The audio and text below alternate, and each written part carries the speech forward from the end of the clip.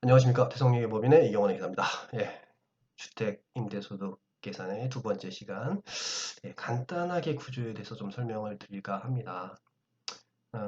일단은 많은 분들이 2천만 원 미만이기 때문에 2천만 원 미만에 대해서만 조금 설명을 드릴게요. 뭐 사실 개인 종합소득세는 너무나 케이스 바이 케이스고 어려운 부분도 많고 디테일하게까지 들어가면 뭐 한도 끝도 없기 때문에 사실은 좀 2천만 원 미만인 분들을 위해서 조금 간단하게 설명을 드리겠습니다. 뭐 제 블로그에도 마찬가지로 좀 설명되어 있지만 어떤 구조를 일단 좀 설명을 드릴게요. 구조는 사실 모든 뭐 법인세든지 사업소득 다 마찬가지일 겁니다. 일단 수익 금액이 있죠. 일반적으로 우리가 매출이라고 표현하는 수익 금액이 있습니다. 거기에서 여러 가지 경비들을 이제 제외해서 이제 소득 금액을 계산을 하게 되죠. 그래서 수익 금액 빼기 뭐 필요 경비 뺀 금액이 이제 소득 금액이 되고요. 뭐 이 소득 금액을 뭐 일반적으로 과세 표준이라고 하긴 좀 그렇지만 거기 원래 소득 공제가 들어가고 하긴 하지만 주택임대 사업자는 뭐 기본 공제도 있지만 소득 금액에서 좀 생각을 해보겠습니다. 소득 금액이 나오고 결국 이게 이제 이익 부분이 되겠죠. 세무상의 이익 부분. 이익에다가 이제 세율을 곱해서 산출세액이 나오게 되고 이 산출세액에서 뭐 공제 감면 부분이 있으면 제외를 해서 제외를 하면 결국 이제 결정세액이 나오게 됩니다.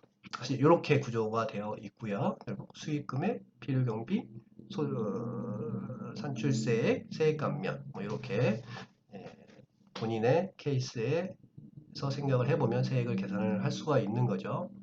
수익금액에 대해서 먼저 설명을 드리겠습니다. 그 전 시간에 이제 월세에 대한 부분, 전세에 대한 부분을 좀 말씀을 드렸는데 조금 더 설명을 드리면 월세는 뭐 받은 금액, 뭐이 당연히 이제 수익금액, 매출액이 되겠죠. 보증금은 사실 이자의 개념입니다. 뭐 보증금 3억을 받았으면 올해의 수익은 그 보증금 3억이 아닌 거죠. 결국 그래서 세법에서는 이자의 개념으로 해서 거기에 이자율을 이제 곱하게 되어 있습니다. 그래서 보증금 받은 금액에 현재는 이제 주택임대 관련돼서는 1.8%의 이자를 적용을 하고 있고요. 작년 같은 경우는 작년에 2019년에는 이제 2.1%.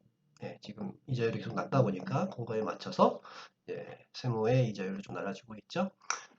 근데 이제 주택임대 관련돼서는 3억을 초과하는 부분만 좀 생각을 하고 있어요. 그래서 전세 보증금이 5억이면 3억을 뺀 2억에 대해서 1.8%를 곱하게 됩니다.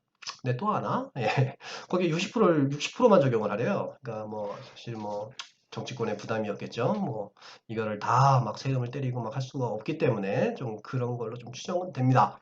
그래서 임대 뭐 보증금이 5억이었다면 거기서 3억을 초과하는 2억 부분에 대해서 1.8%를 곱하고 그다음에 거기에 60%를 곱해서 어떤 당기 2020년도의 수익 금액을 이제 정하게 됩니다. 결국 이제 월세 플러스 그런 간주임대료라고 하는 그 보증금에 대한 이자 부분 그렇게 수익 금액이 정해집니다. 그 이제 필요 경비를 이제 얼마나 할 것이냐 예, 간단히 설명을 드리면 지자체에 뭐 임대사업자로 등록이 됐으면 60%를 필요경비로 봐주고 있고요. 그 다음에 그렇지 않은 부분에 대해서는 이제 50%로 필요경비를 보게 되어 있습니다. 이거는 분리과세를 선택한 경우이죠.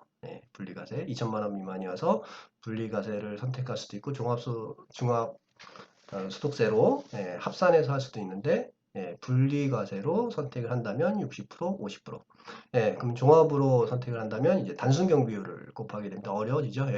그래서 일반적인 임대는 한 41%, 42% 정도의 단순 경비율입니다. 그래서 종합소득세 신고로 한다면 41%, 2%의 필요 경비를 인정을 받게 됩니다. 그래서 여기서는 단순 경비율이 이제 분리과세가 유리하죠. 그런 부분. 필요 경비는 이렇게 되고, 그다음에 기본 공제를 또 조금 해줘요. 그래서 뭐 지자체 임대사업자로 등록되어 있다면 400만 원을 공제해주고, 그렇지 않으면 200만 원을 공제를 해줍니다. 분리과세일 때요. 근데 이제 여기는 이제 단서가 붙죠. 이거 외에 다른 소득이 2천만 원 이하의 소득이 있다면 이걸 해주고, 다른 소득이 2천만 원 이상의 소득이 이상 있다면 이 공제는 해주지 않습니다. 어렵게 됩니다. 그래서 지금 수익 금액 필요 경비 기본 공제까지 왔는데 되게 어렵죠. 분리과세냐 아니냐에 따라서 분리과세 중에서도 지자체 등록되어 있냐 안 등록되어 있느냐에 따라서 달라지고 분리과세가 아니면 어떻게 되느냐가 또 달라지고 복잡하게 됩니다. 그래서 이 수익금액의 필요경비와 기본공제를 제외한 금액을 이제 소득금액이라고 합니다. 이 소득금액에 이제 세율을 곱해서 산출세액을 뽑죠. 분리과세는 이제 14%로 분리과세 하도록 되어 있습니다. 그래서 14%를 적용을 하면 되는데 이제 아까 같이 분리과세를 선택 안 하고 종합과세로 선택을 하면 이제 다른 소득하고 합산해서 세율을 적용을 하게 되겠죠. 그 다음에 이제 산출세액을 이렇게 곱하면 결국 이제 어떤 세금의 개념이 나옵니다. 그럼 이 산출세액에서 세액 감면이 있는데요. 지자체에 등록되어 있는 임대사업자는 단기 임대사업자는 30%, 장기 임대사업자는 75%의 세액 감면을 해줍니다. 그래서 이렇게 아까 산출세액에서 세액 감면분을 뺀 금액이 결국 결정세액, 우리가 실제로 납부해야 되는 세액이 되는 것이고요. 여기에 이제 혹시나 사업자 등록을 안 했다면 수익금액의 0.2% 가산세가 붙고요. 근데 또 이제 종합소득세만 있는 게 아니라 또 지방소득세도 있죠. 종합소득 결정세액의 10% 하셔서 지방세를 납부를 하시면 됩니다. 사실 이 어떤 계산들은 이제 사실 홈택스가 워낙에 잘 되어 있어서 홈택스로 신고를 하면 자동적으로 많이 계산이 되는 부분이고요. 사실은 수익 금액이 크지 않은데 어디에 맡기시기도 어렵고 하기 때문에 홈택스를 좀 많이 이용하실 것 같습니다.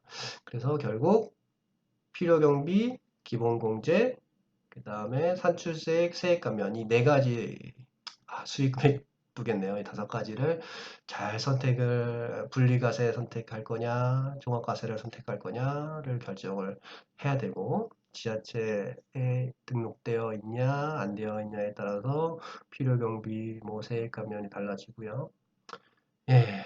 여러 가지 조금 차이가 있을 것 같습니다. 이거를 좀 이렇게 말로 설명드리기 굉장히 어렵네요. 그래서 블로그를 보시면 조금 더 상세하게 좀 생각을 해볼 수 있을 것 같습니다. 이상으로 어떤 주택임대사업자의 어떤 세무금 계산 구조에 대해서 조금 간단하게 좀 설명을 드렸습니다. 감사합니다.